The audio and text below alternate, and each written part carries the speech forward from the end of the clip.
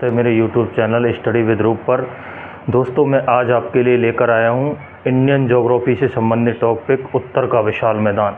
दोस्तों उत्तर के विशाल मैदान में जितनी भी नदियाँ बहती हैं, इस मैदान का कितना विस्तृत क्षेत्र है, आज हम उन सभी प्रश्नों को जो प्रतियोगी परीक्षा में पूछे जाते हैं उत्तर के विशाल मैदान से संबंधित, उन सब को आज मैं क्लियर करने वाला हूँ। चलो दोस्तों, आप ये सोचेंगे दोस्तों कि हिमालय क्यों नहीं। दोस्तों मैं हिमालय के बारे में विस्तृत रूप से पढ़ रहा हूँ और जब हिमालय को मैं विस्तृत रूप से आपके सामने प्रस्तुत करने वाला हूँ, पहले देखते हैं दोस्तों उत्तर का विशाल मैदान। उत्तर के विशाल मैदान के बारे में मैंने जो भी एग्ज़ाम में क्वेश्चन पूछे जाते हैं उन सबको मैंने शामिल किया है दोस्तों। चलो बोर्ड की तरफ स्टार्ट करते हैं। भारत के भौतिक प्रदेश, भारत को 7 भौतिक प्रदेशों में बांटा गया है दोस्तों।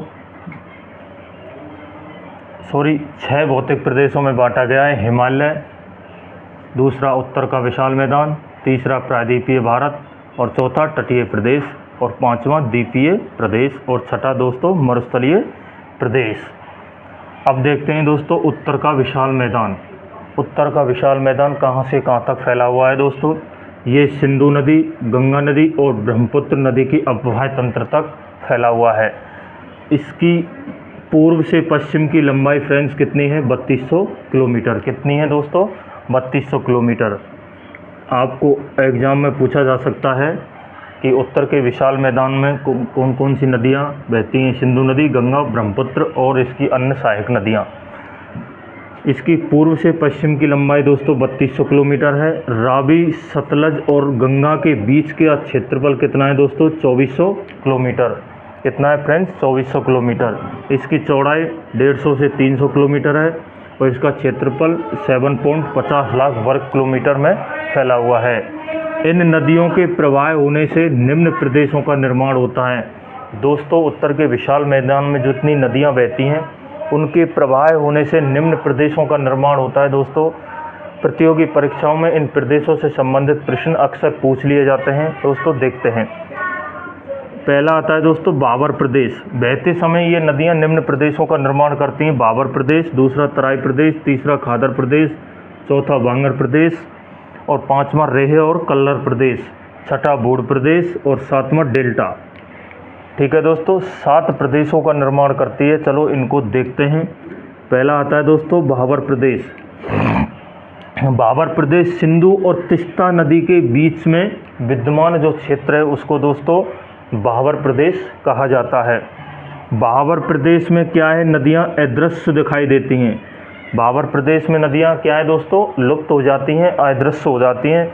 बाबर प्रदेश वो होता है दोस्तों जैसे नदियां ऊंचाई से आती हैं, ऊंचाई से नदियां जैसे ही ऊंचे स्थान से नीचे स्थान की ओर जाती हैं तो नीचे स्थान की तरफ गड्ढा हो जाता है।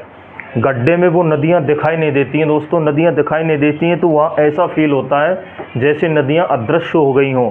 जैसे ही उस भाग से ऊपर निकलती हैं तो नदियां मैदानों में प्रवेश करती हैं। वहाँ से मैदान, उत्तर के विशाल मैदान की शुरुआत होती है दोस्तों। तो समझ गए होंगे कि बाबर प्रदेश कौन सा होता है? जहाँ पर नदियां अदृश्य होती हुई दिखाई देती हैं, नदियां ऊंचाई से आती हैं तो वहाँ विलुप्त हो जाती हैं। उस क्षेत्र को बाबर प्रदेश कहा जाता है। जैसे वहाँ से नदियाँ आगे बहती हैं तो उसे विशाल मैदान के रूप में नदियाँ मैदान में प्रवेश कर जाती हैं। हिमालय के पैरों का क्षेत्र है, जो गिरी क्षेत्र है, वो बाबर प्रदेश कहलाता है। ठीक है दोस्तों, बाबर का दक्षिणी भाग तराई के नाम से जाना जाता है।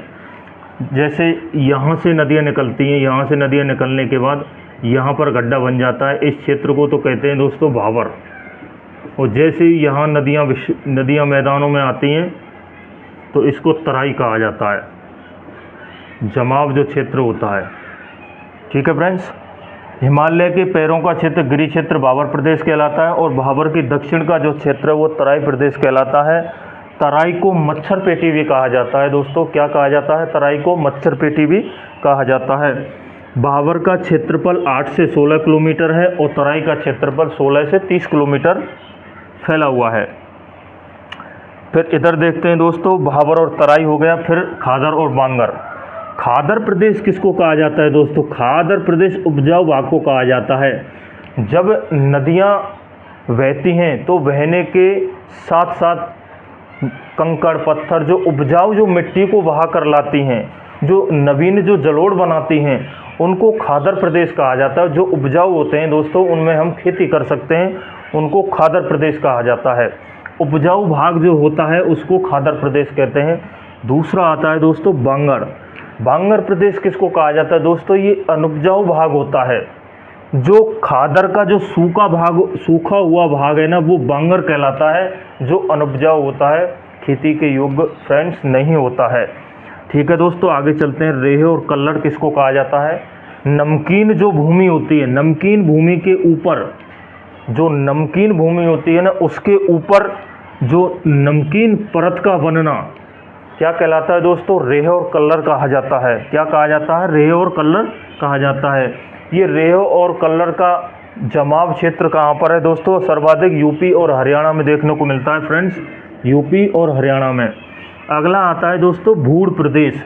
सिंचाई करने के बाद में जो ऊपर जो कंक्रीट का जमाव हो जाता है दोस्तों, उसको भूड़ प्रदेश कहा जाता है। ये सर्वाधिक कहाँ पर पाया जाता है?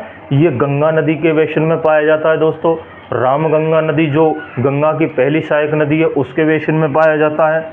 जैसे गंगा का बेसिन, रामगंगा क्षेत्र आदि स्थानों पर ये भूड़ प्रदेश पाया जाता है। यहाँ पर दोस्तों मैंने एक आकृति बनाई है जो डेल्टा है। ठीक है दोस्तों, डेल्टा नदियाँ बहती हैं, नदियाँ बहने के बाद जहाँ पर नदियाँ गिरने का पॉइंट वो आता है दोस्तों, वहाँ पर नदियाँ छोटी छोटी वितरकाओं में बट जाती है। वितरकाओं में बटने के बाद दोस्तों यहाँ पर एक ऐसी आकृति का निर्माण होती है जो अवसाद जम जाता है, मिट्टी कंकड़ वगैरह को नदियाँ साथ बहा कर लाती हैं। तो वो जो जमाव क्षेत्र होता है दोस्तों, वहाँ उस क्षेत्र को ही हम डेल्टा के नाम से जाना जाता है दोस्तों। ठीक है दोस्तों, डेल्टा के नाम से उसी को जाना जाता है। भारत में गंगा और ब्रह्मपुत्र नदी सबसे बड़ा डेल्टा बनाती है। कौन सा दोस्तों? सुंदरबन का डेल्टा। सुंदरबन के डेल्टा में सुंदरी वृक्ष पाया जाता है फ्रेंड्स। यहाँ पर एक नोट लगा के मैंने एक लिखा है दोस्तों, बहुत ही इम्पोर्टेंट फैक्ट है। इतिहास के पिता हेरोडोटस को माना जाता है। किसको दोस्तों? हेरोडोटस को इतिहास के पिता माना जाता है। हेरोडोटस ने ही डेल्टा नाम शब्द दिया था। किसने? हेरोडोटस ने। जो इतिहास के पिता थे हेरोडोटस, उन्होंने ही डेल्टा नाम शब्द को दिया था। और सबसे पहले इन्होंने फ्रेंड्स किसको देखा था? नील नदी के डेल्टा को देखा था। दोस्तों मैं आशा करता हूँ कि ये चैप्टर आपकी समझ में आया होगा। मिलते हैं नेक्स्ट वीडियो में। नमस्कार दोस्तों।